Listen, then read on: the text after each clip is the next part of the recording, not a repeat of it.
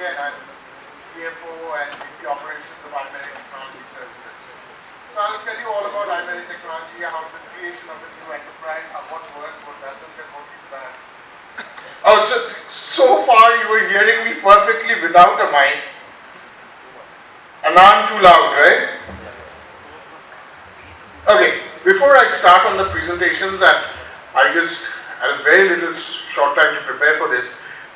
3.5 years ago, we opened our first IT operating center in Metiabruz. Now, Metiabruz, many of you know, is a suburb, a very conservative Muslim suburb outside of Kolkata. And we opened an all-girl, all-Muslim girl center, operating center 3.5 years ago. And the girls were told that they could not come and work for iMerit. Because even though it was all girls, even though it was of a particular religion community, there was a fear amongst the community elders that we would be bringing in internet, and through internet, Western bad influences. And probably in a lot of cases that has been proven right. But the story is 3.5 years later, Zarin's father came with her younger sister and said, "Aap ek ladki le li, dusri ko bhi le lijiye." That is the power of iMerit. When we talk about, it's just that you've taken one daughter, please take the other one. And the community leaders now come and tell us that why don't you open a center for the boys? Why only girls in Metiabruz? And at the same time, iMerit in 3 years has proven to be one of the most successful financial models in the industry. So the challenge 3.5 years ago was to create a new organization. We had this huge Googles and Amazons and IT service delivery companies, right? And on the other side, we had the NGOs, the social impact, great organizations doing great social work. And our dream was to see how we could combine the two. That we would create this new organization, which would not just be based on or judged on social parameters or on its P&L and balance sheet, but a combination of both, of the impact we were making while we were scaling up and giving returns to shareholders. And there was no comparable company in India or abroad who was doing that. Either the companies were focused on making money for shareholders through innovation and value creation, or they were focused on delivering NGO services. But there was no hybrid model to say, is there an opportunity for us to create an organization, which is the new organization, to make an impact, and not just for your shareholders, but also to make an impact to society, to community, to give back. So this is what we created. And just as a flavor of 3.5 years later, what we have achieved in terms of just the word, the technology, this always gets me a big clap. So guys, please clap, just clap. On the left you see, India winning cricket. On the right, and I'm not going to ask this quiz questions and all that because I know all of you guys will get it. This is Chicago Cubs winning the World Series of baseball after 108 years. And why this is important is when they won after 108 years just a couple of months ago. And everybody was in the papers. The story for Chicago Cubs was not that they had won after 108 years, but if you look at New York Daily Observer and if you looked at Sports Illustrated, the heading was they had won using big data. And if you went down the article, it said Kinatrax, which is our US partner, and iMerit Technologies helped Chicago Cubs win through big data analysis of how pitchers and strikes and stuff will go on. So I'll come back to that while we are talking about the work. This came out in April as the entire back page of USA Today. John Swartz, who's the head of technology editor for USA Today and the San Francisco bureau chief, came down, studied our company, and it was a case study for them. And he wrote this article, which I've sent to everybody and their father and mother, that Kolkata is India's untold tech story and most challenging. So, after 3.5 years, there's been a validation that this is possible. But this is not all that I'm going to talk to you about, because here is a company that we've created which is great in technology and great as far as the social impact is concerned. And I'll go through that on the technology side and as well as on the social impact side.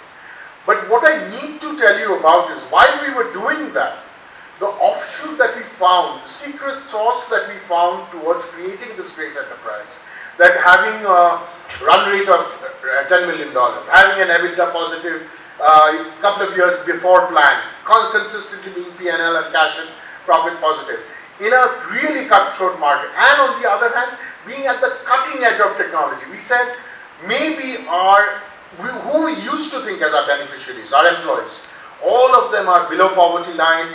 When somebody says my father is a businessman, it means her father sells vegetables in a tela outside your house. That's the definition of a businessman. 99% of them are not completed graduates. And yet, you come across people like Rehanna, and she was recognized by Catholic Relief Society, and she comes from this village, to go to Seattle and be recognized as one of the top 10 associates of the world. There is a young girl called Bornali Pai, close to here from Baripur, who's been with us for 4 years now and is now mentoring Baripur. I mean, it's one of the project leads of Baripur. She was chosen by Microsoft to go to the Youth Spark Summit in California, and speak on the dais as one of the top 10 associates, and she's not a graduate, top 10 associates in the world. And when she went over there, she had not had a chance to afford a taxi ride in her life. She took a plane from Kolkata airport, changed at Hong Kong by herself, and went to California. When she was on a dais like this, with the other 10 international top 10 associates in the world, and everybody had taken an interpreter. And then when it came to Bornali, and they said, would you like an interpreter if you want to speak in Bengali or Hindi? And she said no. And she said, but you will have to give me some time. Because every time you ask me a question, I'll translate it in Bengali. Think of the reply in Bengali and translate it in English. Look at the confidence of these people. 21 years old. Completely strange country. And the whole hall applauded and said, wow.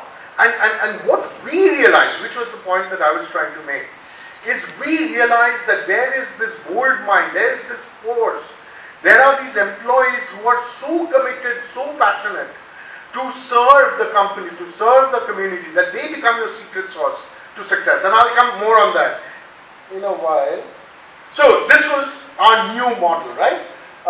What we call ourselves in iMerit, a human-empowered computer company specifically created to deliver on-demand digital data services and effect social and economic change. This is our mission. That we are very clear that we are an on-demand digital company. And in the words of the most recent Nobel laureate, the times they are changing. So the whole IT service delivery model has changed. We call ourselves born on demand. And we said, yes, fine, the people will come in with first as transcriptions and data publishing and all that. But we have this sunshine curve or the S curve that we call it, as it move up the value chain, these employees. And become truly, the industry itself is truly become on demand. It's all digital. There's no longer fixed term work. You have to be nimble. You have to constantly upgrade your skills. You have to go and partner with your clients and tell them a better way of doing their business than what they are doing right now by sending you data. It's a partnership all the time. You have to be transparent. You have to be responsive. You have to keep on investing in training, in technology. I mean, those are the two biggest things that we invest in as a company to make the foundation strong for our growth. So this is on demand. If the client says tomorrow morning, if Uber says we are going to give you another 100,000 more safety tickets to process, we all just say is, how quickly can you give them to us? That's it. No questions that we will deliver. We go to the people and say, when I go to my friends and colleagues across the industry or the IT industry, and I say, you know what? Your quality standard could be 96%. Mine is 99%. And I do it at 1/100th of your cost. And you're helping these people. So why wouldn't you give us a pilot? Why wouldn't you give us a proof of concept? And that's the power and beauty of creating this new enterprise which is not just based on one, either the shareholders or making an impact on society. So new technologies, whenever somebody thinks of us as a social impact organization, IT organization, they first think of, oh, you have these in villages, and okay, what sort of work are you doing? Are you doing transcription work? And I say, we'd love to do all of that, absolutely. But the work we are doing is artificial intelligence, cloud infrastructure, SMAC, which machine learning to big data analytics, cognitive computing. These are being done by people, 700 of us, 700 of the associates, who are not even graduates. And they are delivering at a 99% accuracy. That's the power of the business model and technology that you have in your hands right now. And all these technologies, and these are all clients' real work that you're doing, are huge. You mean virtual augmented reality, you transport people to different parts of the world, you transfer them to war-torn cities, you watch what they're doing, as well as these children playing Jordan's Atta refugee camp. You just create that virtual experience for them. Artificial intelligence, driverless cars. We are doing a lot of work for them for this. This is that whole logic of the cognitive computing, which all of you know much better than me. This is detecting cancer cells in one of the clients that we have. Almost all our clients are US clients, but this client is a cutting-edge healthcare client who's using us to tag cancer cells to improve their algorithms and models as to how they can detect cancer early. The World Series win, the Cubs, Chicago Cubs. This is the work we did, which was recognized in the press in the US. Where we mapped that this was the most effective, angle at which to throw to get a batter out or take a hit or catch whatever. So this was all done through big data, all big data and big data sciences. But enough about technology and all that. So where are the people? We keep talking about human empowered computing, and one of the largest organizations of the new world, right? It's a new, brave new world of cloud computing and crowdsourcing. I mean, it's on demand, it's digital, it's on demand. Crowdflower is one of the biggest cloud computing companies in the world. And Lucas, who is here with us in iMerit for a while and we are strategic partners, he said humans and machines better together. It's not an exclusive, it's not George Orwell's 1984 that they're taking over our world.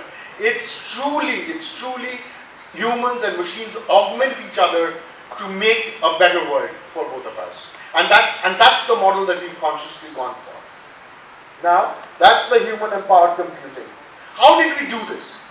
How do you take people from villages, from Maoist areas, from tribals, through really the most deprived youth who have no opportunity? The IT revolution in India which we talk about. First it touched Delhi, touched Bombay, touched Gurgaon, it touched Hyderabad, Bangalore. Next year, Jaipur and cities like that, Indore. It never trickled down to the tier 3s and tier 4s. So this huge population of youth who are reasonably educated, not skilled, had no opportunities whatsoever to be part of this digital revolution that was going on in India. And our model exactly was, you don't have to come to these tier 1, tier 2 cities to bring in the job. The technology allows us to bring the jobs to you. What we bring to you is our commitment, is our sincerity, is our true promise that we will give you the time, we will invest in you to be our resources. And they in turn have given back to us 100 million more times in just loyalty, which translates into real dollars and cents, which I'll talk to you about. And that's the beauty of this model. So there is this exciting and diverse applications that we do, machine vision from financial services. We are very, very clear that we are going for the very high tech. We are developing these people. We're really creating an organization of high tech people and telling the world, this is what TCS and Infosys hires PhDs for.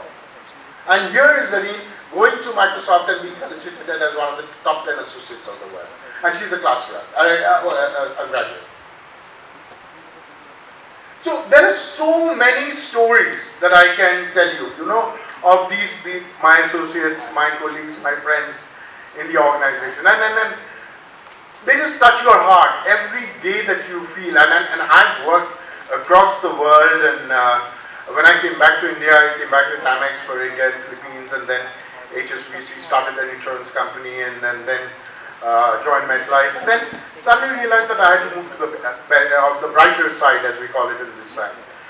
And the challenge has been enormous, because every time we thought, we ourselves couldn't believe that these employees were capable of doing this. We are now handling Bloomberg's financial data analysis from people sitting in Kolkata and Baripur and Mityapuris and Ranchi.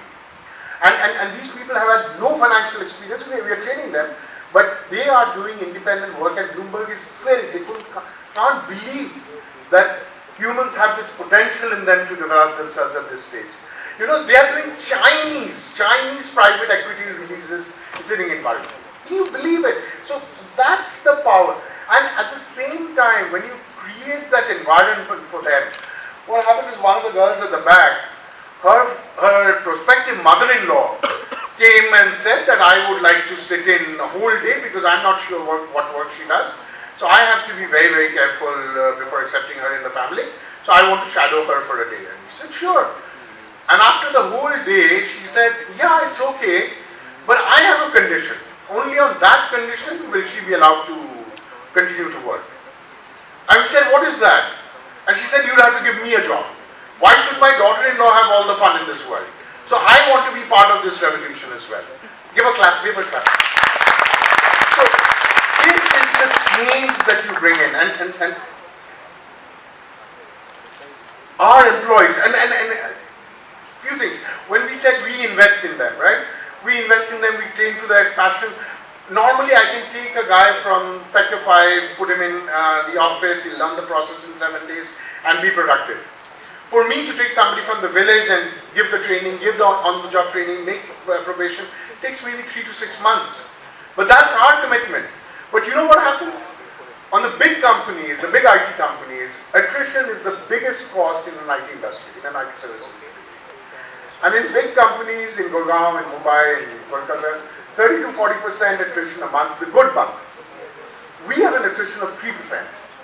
So just imagine, we are changing the entire business cost model, making them productive, doing something to impact their lives, positively impact their lives. I mean, we've already impacted 100,000 lives in that multiplier effect of ours in 4 years.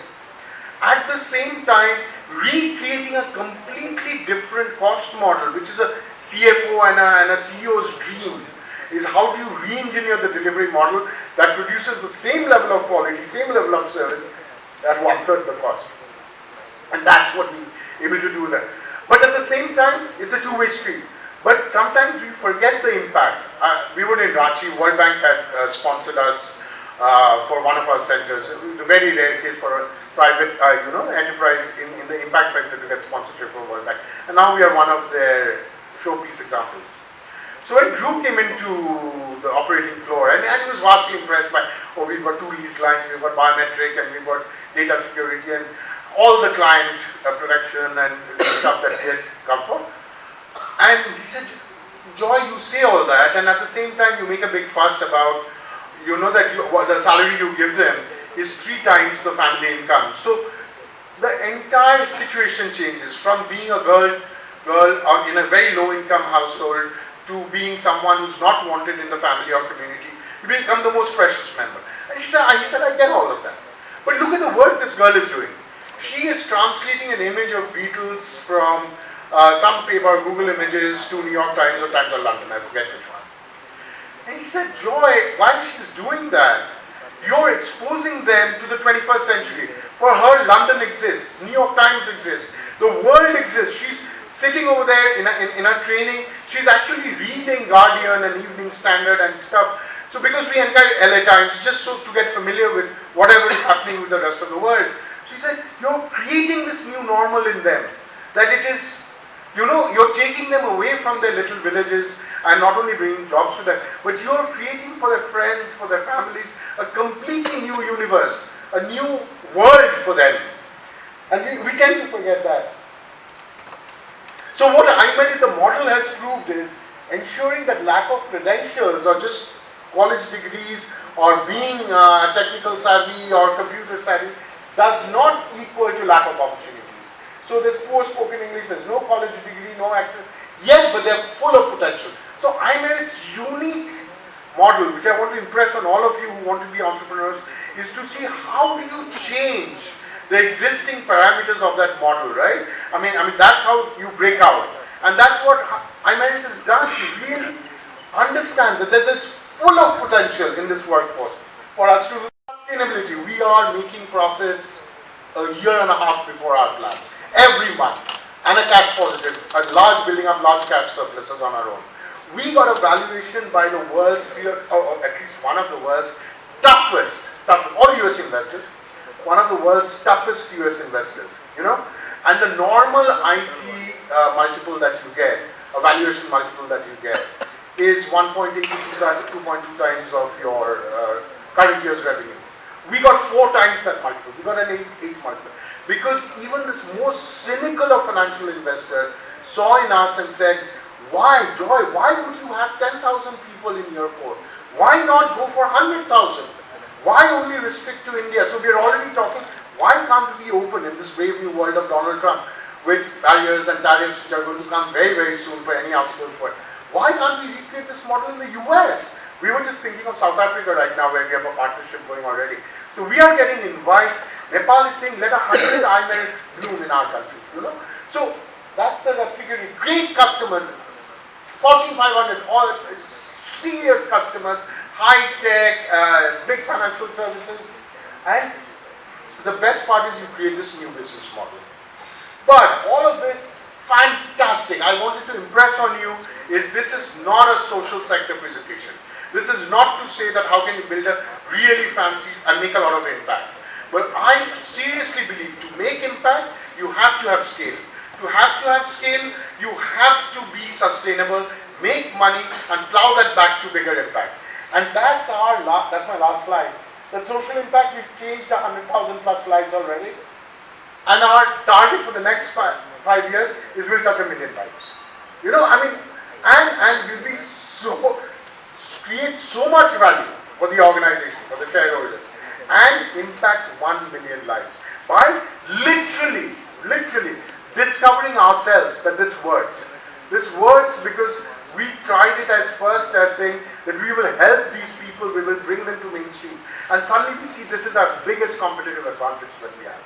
These are the people, I think I may have already told you, so forgive me, but I'm just so passionate about them, that when there is a strike, they will say, Dada, can we come over and sleep the night before? Because we don't want the company to lose money. They are the ones who will at their lunchtime progressively qualify themselves for higher and higher classification in a crowd platform, in a crowd enterprise, so that they are eligible to get higher level jobs. It's not that iMerit is telling them. It's their commitment, it's their passion to say, you know what, you trusted us, you helped us, you invested in us, and we want to do this to you. And so we also say that we don't bring in outside people, rarely we bring in subject matter experts. Out of the 50 team leads, 35 team leads have grown up from within the organization. And they're our biggest ambassadors, our biggest stars. So I leave to all of you, I mean, you don't have to put your hands up how many of you want to become entrepreneurs. But all of you need to sit back and say, you know, how can I make the world a better place and create value? It's not an and or. It's not a token CSR of 5% or 2% that you have to do. You have to see how do you use the power of good to enhance your shareholder value. And that's how you create a new enterprise which is good for this world. Thank you very much. A last clap.